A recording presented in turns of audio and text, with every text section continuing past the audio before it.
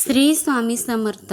या 17 मे 2017 वार रविवार या दिवसापासून अधिक मास हा महिना सुरू होणार आहे आणि सोमवारी 15 जून 2026 रोजी हा अधिक महिना संपणार आहे. या अधिक मास महिन्यात भगवान विष्णूच्या उपासनेला विशेष महत्त्व आहे. अधिक मास लागल्यामुळे हे वर्ष 13 महिन्याचे असेल आणि या अधिक महिन्याला मल मास किंवा पुरुषोत्तम मास असेही म्हणतात.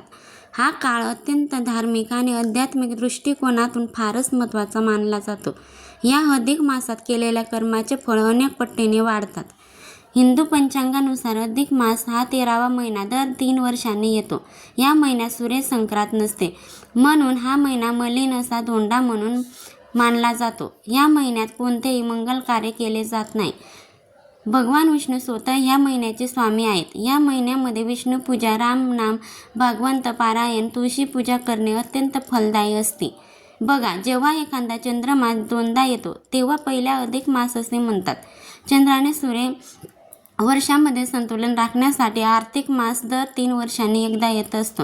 या महिन्याला धोंड्याचा महिना असे म्हणतात. नकारात्मक तुमच्या जीवनावर प्रभाव टाकून राहण्यासाठी किंवा रोखण्यासाठी या महिन्यात काही नियमांचे पालन केले पाहिजेत. अधिक मास हा साधा महिना नाही, हा पुण्याचा महासागर आहे. या महिन्यामध्ये केलेल्या एका छोट्या नियमाने संपूर्ण वर्षाचे पुण्य मिळते, पण चुकीच्या गोष्टी केल्या तर ते पुण्य नष्ट होतं. म्हणूनच आज आपण जाणून घेणार आहोत, जे चूक आहे ते अजिबात आपल्याला करायचं नाही.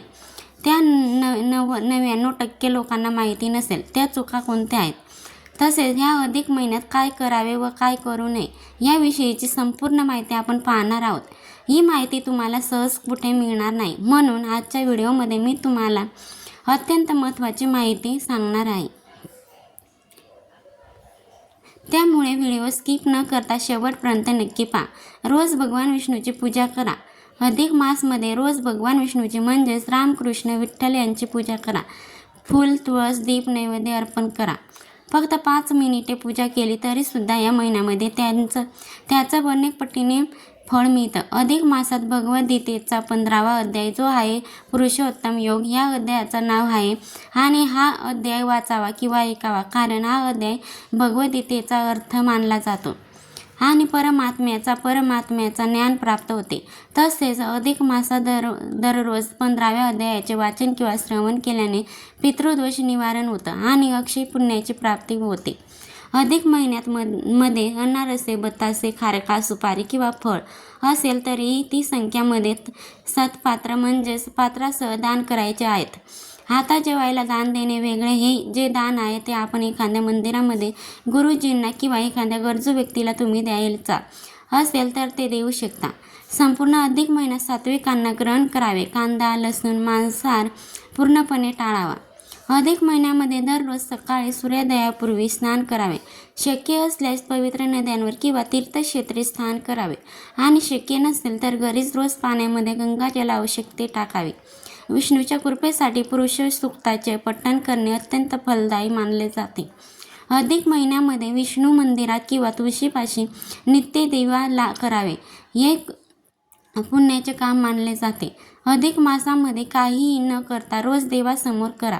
फक्त ओम नमो भगवते वासुदेवाय नमः शिवाय तुम्ही तुमच्या कुलदेवीचा मंत्र जसं की ओम कुलदेवताय नमः या मंत्राचा 108 वेळा जप केला तरीसुद्धा चांगला आहे. त्याचप्रमाणे श्रीराम जय जय राम मंत्र जप देखील करू शकतात. त्याचबरोबर हरिपाठसुद्धा दररोज वाचू शकता, ऐकू शकता. यासाठी वेळ, पैसा काहीच नको, फक्त तुमची श्रद्धा हवी. बघा, अधिक मासामध्ये जर तुम्ही कोणते व्रत करू शकणारच नसेल तर दररोज जेवण करताना अधिक मासामध्ये आपण म्हणून पाळू शकतो. हे व्रत खूप महत्त्वाचे आहे. हे सगळे व्रत केल्याचं पुन्हा जे पुण्य आहे जरा आपण अधिक मासात जेवताना म्हणून पाहिलं तर यामुळे आपल्याला पुण्य मिळते. जेवताना विष्णूची पूजा करावी. त्यांच्या प्रतिमेला तुळशी दल अर्पण करावे. दररोज विष्णू सहस्त्रनामाचे पठण किंवा श्रवण करावे. अधिक महिन्यात भुकलेल्यांना किंवा गरजू लोकांना अन्नदान करावे. गरजूंना कपड्यांचे दान करावे. अधिक मासात गोड पदार्थांचे दान करणे शुभ मानले जाते. शक्य असल्यास ब्राह्मणांना किंवा गरजू व्यक्तींना भोजन घालून दक्षिणा द्यावी. अधिक मासात सुवासिनी स्त्रिया 33 अन्नासरे किंवा 33 दिवे यांचे वाण लुटतात. या महिन्याचे खास वैशिष्ट्य आहे. नंबर 2. अधिक महिन्यात काही घरी सुद्धा पद्धत आहे की अधिक मासामध्ये दररोज तुळशीला काहीतरी वाण दिलं जातं. तर हे वाण कशा पद्धतीने देऊ शकता? ओटीचं सामान आपण दररोज तुळशी मातेला अर्पण करायचं. यासाठी आठवड्यातून एकदा, मग तो गुरुवारचा दिवस निवडा, रविवारचा दिवस निवडा तरी सुद्धा चालेल. नंबर 3. अधिक मास असल्यामुळे रविवारी सुद्धा तुळशीला पाणी घाललं तरी पण चालणार आहे. कारण अधिक मास हा वर्षातून एकदा नाही तर 3 वर्षातून एकदा येतो. तुळशीचं पान विष्णूला वाहिले तर मनोकामना पूर्ण होतात असं शास्त्र सांगतं. नंबर 4. मुलींनी आपली आई जर यात असेल तर नक्कीच आपल्या आईची ओटी भरा. आई समजा नसेल तर आईच्या फोटो पुढे तुम्ही ती ओटी ठेवू शकतात. याशिवाय आई नसेल तर वहिनी, काकू, मावशी, मामी, चुलती यांची देखील ओटी तुम्ही भरू शकता. किंवा कुलदेवीचे किंवा आजूबाजूला एखाद्या कोणत्याही देवीचे मंदिर असेल तर त्या देवीची ओटी भरली तरी पण चालणार आहे. नंबर 5. या महिन्यात भागवंत पारायण करा किंवा एका अधिक मासामध्ये श्रीमंत भागवंत पारायण करणे सर्वश्रेष्ठ मानले जातं. घरी शक्य असेल तर घरी किंवा मंदिरामध्ये किंवा तुम्ही अगदी भागवंत कथा रोज ऐका. पारायण एवढेच पुण्यकारक आहे.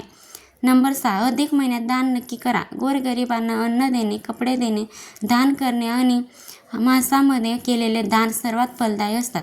आपल्या ऐपतीनुसार अन्नदान, वस्त्रदान, पुस्तकदान किंवा गाईला चारा घालणे या सगळ्यांचे पुण्य आपल्या या महिन्यामध्ये शतपटीने महिन्यातून किमान एकदा तरी दान कर. नंबर 7. अधिक महिन्यात उपवास करा. अधिक महिन्यामध्ये एकादशीचा उपवास करणं सर्वश्रेष्ठ आहे. शक्य असेल तर आठवड्यातून एकदा गुरुवारी किंवा एकादशीला उपवास करा. उपवासाने मन, शरीर आणि आत्मा शुद्ध होतात. नंबर 8. या महिन्यात सकाळी लवकर उठा. अधिक महिन्यामध्ये ब्रह्ममुहूर्तावरती म्हणजेच पहाटे 4 ते 6च्या दरम्यान उठणं अत्यंत शुभ आहे. यावेळी वातावरणामध्ये सकारात्मक ऊर्जा सर्वाधिक असते. स्नान करून पूजा केल्यास त्याचं पुण्य इतक्या वेळेपेक्षा जास्त मिळतं. नंबर 9. या महिन्यात गोमातेची सेवा करा. काही आपल्या हिंदू संस्कृतीमध्ये माता आहे. अधिक महिन्यामध्ये गाईला हिरवा चारा, गोड पोळी खाऊ घालणे हे महापुण्याचं काम मानलं जातं. जवळपास गोशाळा असेल तर तिथे जाऊन गायीची सेवा करा. नंबर 10. अधिक महिन्यात श्री सुक्ता किंवा विष्णू सहस्त्रनाम म्हणा. अधिक महिन्यामध्ये रोज विष्णू सहस्त्रनाम किंवा श्री सुक्त म्हणणं अत्यंत पुण्यकारक आहे. वेळ नसल्यास फक्त 3 वेळा ओम नमो नारायणाय नमः असं म्हटलं तरी सुद्धा चालतं, पण नियमितपणे म्हणा. नंबर 11. सगळ्यात महत्त्वाचा, अधिक महिन्यात वाढदिवस करू शकतो का? वर्ष श्राद्ध तुम्ही करू शकतो का? तर हो, वाढदिवस साजरा करू शकता. त्याचबरोबर तुम्ही वर्ष श्राद्ध सुद्धा करू शकता. काहीच अर्थ नाही. त्याचबरोबर या महिन्यात तुम्ही सगळ्या कुलदेवीला जाऊ शकता. नंबर 12. अधिक महिन्यात भागवंत कथा आणि गीतेचे पठण केल्याने आध्यात्मिक प्रगती होते. तसेच या अधिक महिन्यात स्नानाला विशेष महत्त्व दिले जाते. म्हणून या अधिक महिन्यामध्ये पवित्र नद्यांमध्ये स्नान करणे किंवा घरी आंघोळीच्या पाण्यात गंगाजल टाकून स्नान करणे देखील अत्यंत लाभदायक मानले जाते. नंबर 13. त्याचबरोबर भगवान श्री हरिविष्णूचा एक मंत्र आहे. अगदी साधा सोपा मंत्र आहे. या मंत्राचा 108 वेळा जप करावा. कोणता आहे तो मंत्र? ओम नमो भगवते देवाय. हा 12 अक्षरी मंत्र म्हणजे धनशास्त्री मंत्र अत्यंत शक्तिशाली, प्रभावशाली आहे. अधिक महिन्यात तुळशीच्या माळेवर रोज 108 वेळा या मंत्राचा जप करावा. बघा, या मंत्राची मी पुन्हा आठवण करून देत आहे. नंबर 14. विष्णू सहस्त्रनाम स्तोत्राचं पठण अधिक महिन्यामध्ये आवर्जून करावे. जर हे स्तोत्र म्हणता येत नसेल तर अधिक महिन्याच्या निमित्ताने तुम्ही हे सर्व म्हणायला सुद्धा शिकू शकता. आणि जर तुम्हाला शक्य नसेल तर कमीत कमी मन लावून ऐकू शकता. विकेट स्तोत्र देखील या अधिक महिन्यामध्ये नक्की करावं. नंबर 15. अधिक महिन्यात तांबूलदान. महिनाभर तांबूलदान केल्यास सौभाग्य प्राप्ती होते. म्हणून अधिक महिन्यामध्ये तांबूलदान करावे. विडा आणि दक्षिणात दान करावे. नंबर 16. अधिक महिन्यामध्ये देवापुढे अखंड दिवा लावल्यास लक्ष्मी प्राप्त होते. आता हा अखंड दिवा तुम्ही वेगवेगळ्या वातीने सुद्धा लावू शकता. दीपदानाला अधिक महिन्यामध्ये महत्त्व आहे. म्हणून दीपदान सुद्धा करावं. नंबर 17 अप्पूदान आणि दीपदान म्हणजेच लेक जावयाच्या आपण अन्नारशाचा दान देतो, ज्याला अप्पूदान म्हणतात. आणि दीपदान म्हणजे अगदी छोट्याचा तांब्याचा पितळीचा दिवा तुम्ही देऊ शकत असाल तर तो दिवा सुद्धा देणे महत्त्वाचं आहे.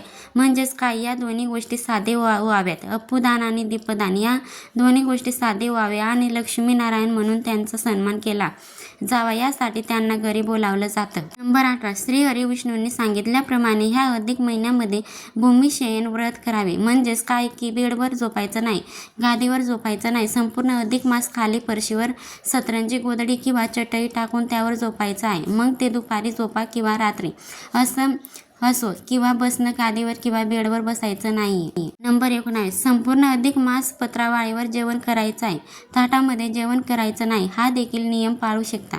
नंबर 20 त्यानंतर एक वेळ जेवण करून सुद्धा तुम्ही अधिक मास पाळू शकता, उपवास करू शकता. त्याचप्रमाणे संपूर्ण धोंड्याचा महिना गाईला गोग्रास खाऊन घालू शकता.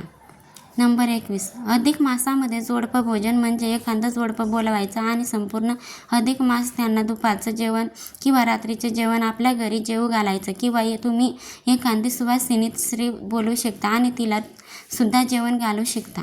नंबर 22 या महिन्यात दीपदान करू शकता, आवळी स्नान करू शकता, तीर्थस्नान करू शकता. त्यानंतर तीळ आणि तांदूळ दान सुद्धा आपण करू शकतो. दाणे दान करू शकतो, सौभाग्याच्या वस्तूचे दान करू शकतो, गोदान करू शकतो. नंबर 23 धरण पारण भोजन व्रत करू शकतो. म्हणजे एक दिवस जेवण करायचं, एक दिवस उपवास करायचा किंवा फक्त दिवसातून एकदा जेवण करायचं, असं एक भुक्त व्रत पण तुम्ही करू शकता. नंबर 24 जर तुम्हाला ओरडून बोलायची सवय असेल, कोणाचा अपमान करायची सवय असेल, तुमच्या बोलण्यामुळे खूप लोक दुःखी होतात, मग घरचे असतील बाहेरचे असतील, तर संपूर्ण अधिक मास तुम्ही कठोर न बोलण्याचा व्रत सुद्धा करू शकता.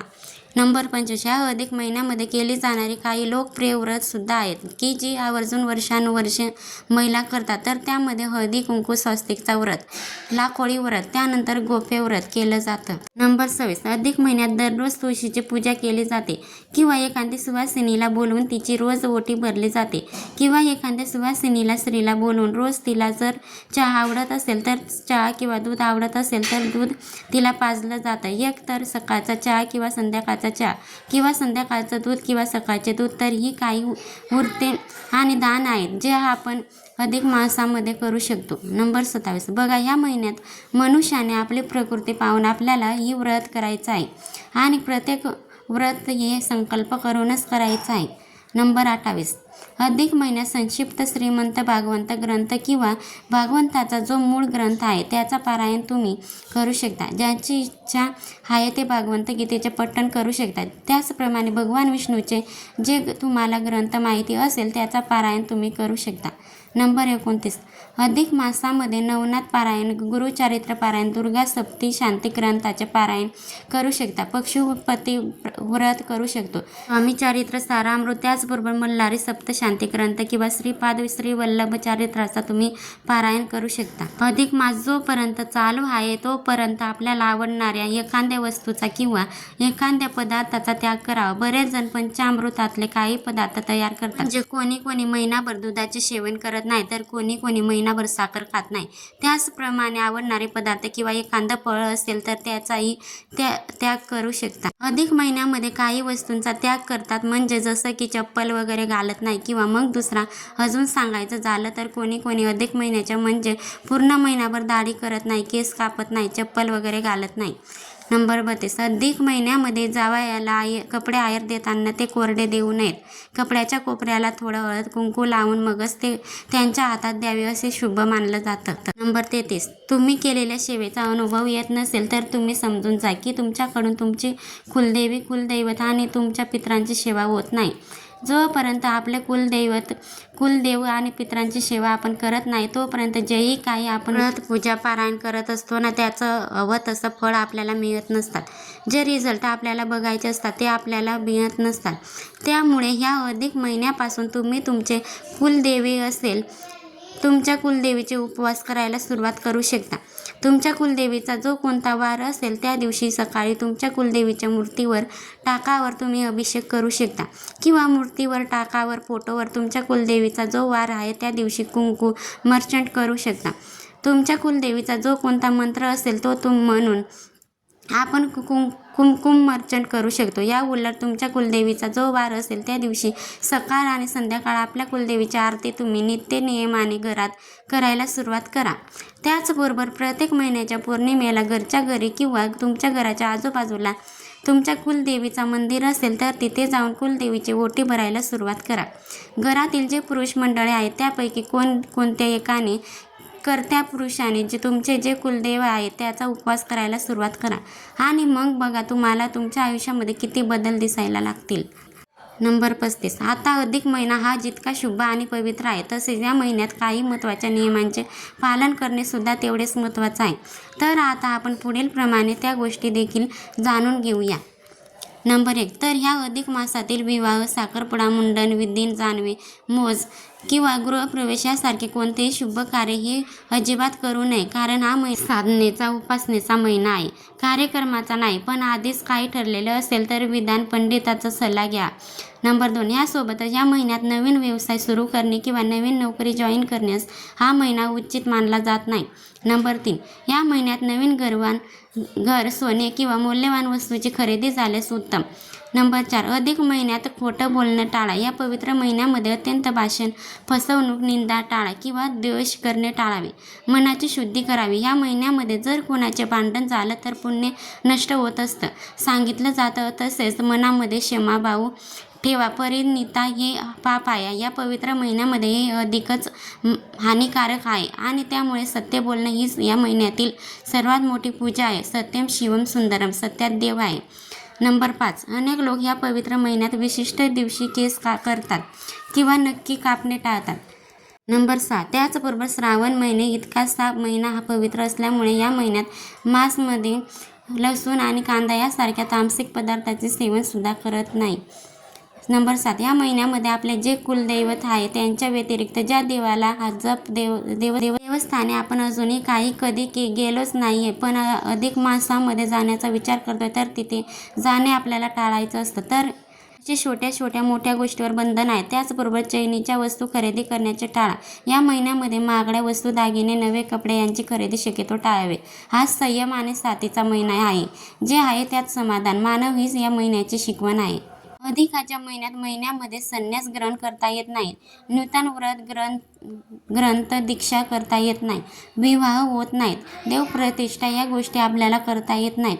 अधिक महिन्याचा सर्वात मोठा शत्रू आहे. आळस नंतर करू, उद्या करू हे या महिन्यामध्ये चालत नाही. रोज थोडी तरी साधना करा. त्यामध्ये एक माळी, एक दिवा, एक ऋषीचं पान पण रोज करा. आळस करू नका. एकच नियम आवश्यक, हळूहळू भावपूर्ण जर तुम्ही सुरुवात केली तर नक्कीच तुम्हाला याची सवय लागते. गृहारंभ, वास्तुशांती आपल्याला अधिकाच्या महिन्यात करायचे नाही. म्हणजे आपल्याला नवीन घर बांधायचं असेल तर त्याची सुरुवात आपल्याला कधी करायची, महिन्यात करायची नाही. किंवा आपलं नवीन घर तयार झालेलं असेल तर अधिक त्याच्या महिन्यामध्ये आपल्याला राहायला जाता येत नाही, कारण वास्तुशांतीच करता येत नाही. तसेच ह्या अधिक महिन्यामध्ये फक्त लेक जावयाचाच मानपान केला जात नाही, तर ह्या अधिक महिन्यामध्ये आईची ओटी भरण्याला सुद्धा खूप मोठा धार्मिक महत्त्व आहे. तर ह्या संदर्भातील देखील व्हिडिओ आपल्या चॅनलवरती आहे, तो देखील तुम्ही पाहू शकता. अगदी व्हिडिओच्या शेवटी जाणून घेऊ की या महिन्याला अधिक मास का म्हणतात. कारण एक महिना अधिक आहे आणि तो तिथेच महिन्यांनी हा महिना येतो. आणि मलमास म्हणजे काय आहे, जो मलिन चालायला आहे, ज्याला स्वतः भगवान श्रीकृष्णाने स्वीकारला आहे, असा तो अधिक मास धोंड्याचा महिना का म्हणतात. तर अर्थात या महिन्यात आपण धोंडे बनवत असतो. तर ही अत्यंत महत्त्वाची माहिती मला तुमच्यापर्यंत शेअर करायची होती. व्हिडिओ तुम्हाला आवडला तर लाईक करा, व्हिडिओ जास्तीत जास्त शेअर करा. चॅनलवरती नवीन असाल तर सबस्क्राईब करा. व्हिडिओ शेवटपर्यंत पाहिल्याबद्दल अगदी मनापासून तुमची खूप खूप आभारी आहे. श्री स्वामी समर्थ. धन्यवाद.